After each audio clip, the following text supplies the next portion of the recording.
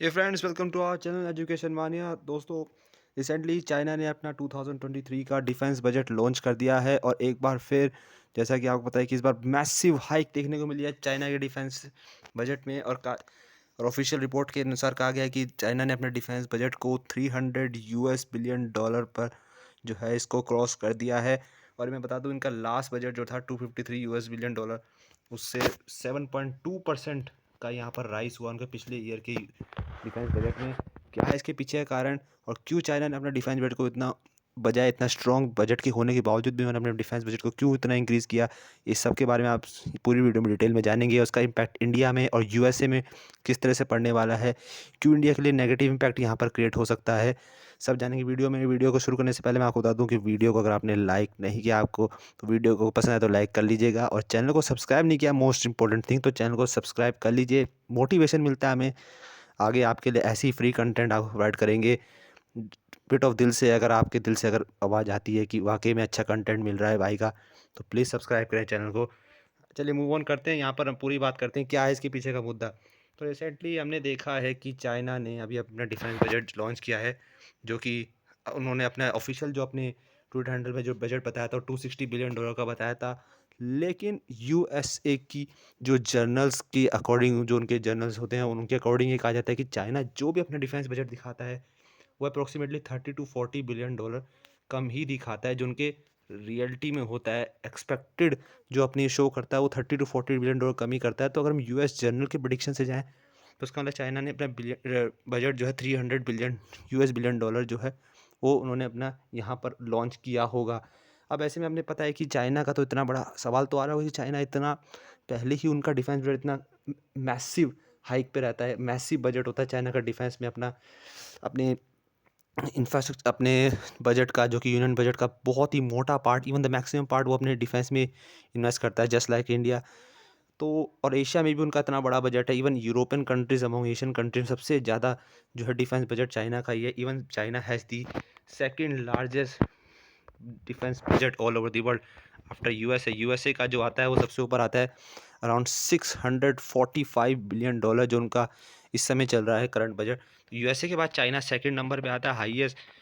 Budget, जो defence budget, annual defence budget में। तो यहाँ पर क्या कारण है कि उन्होंने इस तरह से इतना बड़ा इंक्रीज यहाँ पर अपने बजट में किया, despite of having such a powerful army and powerful defence budget already. तो हमने देखा है जिस तरह से कि इंडिया और चाइना के बीच लगातार जो है गलवान वैली में टेंशन्स जो है वो इंक्रीज़ होती नज़र आई हैं। अभी रिसेंटली जो है लास्ट मंथ इंडिया और चाइना ने जो है जनवरी में अपने सैनिक्स दोनों तरफ से, चाइना ने अपने गलवान वैली में 2 टुकड़ी जो है अपनी सैनिक की और भेजी है वहाँ पर, और सैनिक डिप्लॉय कर दिए हैं। तो साथ साथ इंडिया का भी रिस्पॉन्स जो है वो तुरंत देखने को मिला था हमें। इंडिया ने भी अपनी सैनिक को और ज़्यादा मात्रा बढ़ा दी है गलवान वैली पे। लगातार जो है डेंसिटी ऑफ सोल्जर्स वहाँ बढ़ती नज़र आ रही है। अब आपको पता है कि इंडिया का जो रिसेंट डिफेंस बजट जो है, रिसेंट जो अभी यूनियन बजट लॉन्च हुआ था, जिसके ऊपर हमने वीडियो बनाई है, अगर आपने नहीं देखी तो उसे आप देख लीजिएगा। यूनियन बजट के ऊपर पूरी वीडियो है, उसका समराइज़ किया है। तो उसमें इंडिया का जो डिफेंस बजट था वो 72 बिलियन डॉलर था, जो कि चाइना, यानी भारत का अगर डिफेंस बजट चाइना से कंपेयर करें तो चाइना का ऑलमोस्ट 4 टाइम्स भारत से ज़्यादा है डिफेंस बजट। और यूएस का, और यहाँ पर आपको पता है कि ये इसमें से भी 72 बिलियन डॉलर्स में से मोस्ट ऑफ द पार्ट जो होता है हमारा, अराउंड 60% ऑफ द पार्ट वो सैलरीज और पेंशन्स में जाता है हमारे पर्सनस को। तो काफ़ी हद तक जो वेपनरी इंटेलिजेंस सेंटर्स हैं, आर्टिफिशियल इंटेलिजेंस सेंटर्स, वो इतने नहीं हैं भारत में।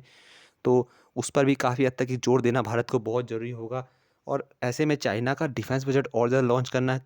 काफ़ी हद तक, little bit of, not I must say that पूरी तरह से, but little bit of pressure जो है यहाँ पर, डिप्लोमेटिक पॉलिटिकल प्रेशर जो है यहाँ पर कहीं ना कहीं चाइना इनडायरेक्टली बिना किसी जबान के यहाँ पर इंडिया पर डाल रहा है। अब चाइना यहाँ पर क्या कर रहा है कि चाइना जो है यहाँ पर कहीं ना कहीं जो है ऐसा, बड़े बड़े जो है विदेश विदेश ज्ञानी जो होते हैं विशेषज्ञ, उनका मानना है कि चाइना यहाँ पर एक नियाजी पॉलिसी फ्लो कर रहा है, जो कि हिटलर के टाइम पे भी चलती थी नियाजी पॉलिसी। जो हिटलर ने भी क्या किया था कि अपनी, जब डिफेंस को बिल्ड किया था, जब यहाँ पर यूरोपियन कंट्रीज जो थी, यूरोपियन यूनियन जब जर्मनी पे इकट्ठा अटैक करने आनी थी वर्ल्ड वॉर वन के बाद, तो वहाँ पर हिटलर ने भी जो क्या किया था, यहाँ पे जर्मनी को एक तरह से इकट्ठा किया था, और उस तरह वहाँ पर अपनी एक लार्ज आर्म फोर्सेस को चुपके बिना किसी को भनक पड़े, देश के बाहर भनक भी नहीं पड़ी, और उसने इतनी बड़ी रातों रात, ये रातों रात नहीं हुआ था लेकिन बहुत मेहनत, लेकिन सामने वाले ओपोनेंट को ऐसा लगा कि जैसे रातों रात उन्होंने अपनी यहाँ पर डिफेंस इतनी मजबूत कैसे कर दी। सब हैरान हो गए थे, पूरे यूरोपियन कंट्रीज। तो सेम यहाँ पर ऐसा कहा जा रहा है विशेषज्ञों द्वारा कि चाइना भी कुछ बड़ा प्लान करने की सोच रहा है। जैसे हमने देखा है रशिया यूक्रेन वॉर में टेंशन्स बढ़ी है, कहीं न कहीं वो नेबरिंग कंट्रीज़ थे आपस में तो टेंशन बढ़ी। तो क्योंकि भारत चाइना का नेबरिंग कंट्री है, तो अगर चाइना कुछ बड़ा यहाँ पर कुछ बॉम्ब ब्लास्टिंग करने की कोशिश कर रहा है, कुछ यहाँ पर नया ब्लास्ट करने की कोशिश कर रहा है वर्ल्ड लेवल पे, तो इस पर सीधा-सीधा एक बहुत बड़ा इम्पैक्ट भारत पे भी पड़ने की आशंका बताई जा रही है। अभी हमने रिसेंटली देखा कि दोनों ही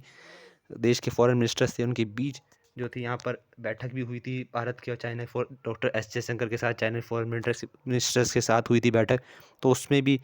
वहाँ पर एस जयशंकर ने इसका जो निष्कर्ष निकाला था, बताया था ऑफिशियली कि अभी भी चाइना और भारत के टेंशन्स जो कि आपस में जो टेंशन्स है वो पूरी तरह से अभी भी ख़त्म नहीं हुए, यानी अभी भी थोड़े बहुत गिले शिकवे रहते हैं कहीं ना कहीं। तो वो भी एक मैटर ऑफ कंसर्न बनता हुआ नज़र आ रहा है यहाँ पर। तो ऐसे में यूएसए और रशिया भी जो थे इस G20 सम्मेलन में आपको पता है शामिल थे। रशिया की तरफ से ये थोड़ा-सा मैटर ऑफ कंसर्न उनके लिए भी बनता जा रहा है, क्योंकि अभी आपको पता है उनके ऊपर सैंक्शंस लगे हैं यूरोपियन यूनियन की तरफ से, नाटो की तरफ से। तो कहीं न कहीं रशिया के लिए जो उनके हित में बात जाती है, उनके लिए थोड़ा-सा एक और नेगेटिव साइड पे बात जाती है, क्योंकि वो बिल्कुल नहीं चाहते कि भारत और चाइना के बीच कोई भी एनिमीज़ फॉर्म के रिलेशन रहे, क्योंकि वो भारत और चाइना, रशिया यहाँ पर तीनों एक ट्रायो का अलायंस लेके वो आगे जाना चाहते हैं, क्योंकि तभी उनका सैंक्शंस रिमूव हो सकते हैं। दूसरी तरफ जब यूएसए ने भी हाल ही में जो अभी यूएसए के फॉरेन मिनिस्टर ने यहाँ पर विजिट किया था, तो उन्होंने भी जब पूछा गया कि वर्ल्ड लेवल पर पीस मेंटेन करने पर भारत का क्या रोल माना जाता है, यहाँ पर कितना बड़ा रोल भारत का वर्ल्ड लेवल पे पीस मेंटेन, जो इतनी वॉर्स वगैरह और इसको कैसे रोकने में भारत का रोल यहाँ पर क्या बन सकता है। तो उनके फॉरेन मिनिस्टर ने बिल्कुल सिंपल बात की कि उन्होंने कहा कि अगर वर्ल्ड लेवल पे पीस चाहिए, ग्लोबल पीस चाहिए, तो उसमें एशिया का शांतिपूर्ण माहौल बनना बहुत ज़रूरी है, क्योंकि एशिया में शांतिपूर्ण माहौल रहेगा तो कहीं हद तक ग्लोबल लेवल पर उसका बहुत ही बड़ा इम्पैक्ट पड़ता है। और एशिया पर शांति का जो एक स्ट्रक्चर है, वो शांति, अमन शांति का माहौल जो है, उसको बनाने के लिए भारत का बहुत महत्वपूर्ण रोल है। तो अगर भारत यहाँ पर एशिया में शांति बना के रखता है, भारत के लिए भारत को एक गार्जियन का रोल यहाँ पर देते हुए यहाँ पर संबोधित किया था यूएस के फॉरेन मिनिस्टर ने कि भारत अगर यहाँ पर कंट्रोल रखता है एशिया में थिंग्स को, कोई भी न्यूक्लियर अटैक से कोई भी तरह से एनी टाइप ऑफ हार्म और एनी टाइप ऑफ डिसहार्मनी से को रोक के रखता है, तो कहीं ना कहीं एशिया भी शांत रहता है। भारत अगर एक तरफ से अपना एक टाइट रखता है एंड, तो ऐसे में यहाँ पर बहुत इंपॉर्टेंट रोल बन जाता है कि किस तरह से इस पर फोकस किया जाए कि भारत को ज़्यादा से ज़्यादा जो है यहाँ पर देखना होगा कि क्या चाइना ये कुछ उनके अगेंस्ट तो नहीं कुछ यहाँ पर बड़ा प्लान करने की कोशिश कर रहा है फ्यूचर में। अब ऐसे में करना क्या चाहिए यहाँ पर इंडिया को? अब चाइना ने तो अपना डिफेंस बजट $300 बिलियन क्रॉस कर दिया, तो इंडिया का यहाँ नेक्स्ट टारगेट क्या होना चाहिए कि by 2025 as per my opinion आपको एटलीस्ट $100 बिलियन पर आपको अपना बजट क्रॉस करना चाहिए किसी भी हालत में, no matter how do you do. But I think it could be possible, it's not, I am not saying that it is very difficult, but it could be possible, क्योंकि मैं बता दूँ स्टैट्स और डेटा के according जो भारत का जो इस बार का बजट था, जो $72 बिलियन था, वो लास्ट 2022 के बजट के 10.2% का हाइक यहाँ पर हमने किया था। चाइना का मैंने बताया था 7.2% हाइक हुआ था, लेकिन इंडिया ने जो था लगभग 10.2% का यहाँ पर अपने बजट में बढ़ोतरी की थी। और उससे पहले ही पिछले 2 साल में बताऊँ तो 9.6 और 9.3 के बजट का हाइक किया था। तो इससे हम पता लगा सकते हैं कि हमारा बजट जो है भले ही चाइना से कम है, लेकिन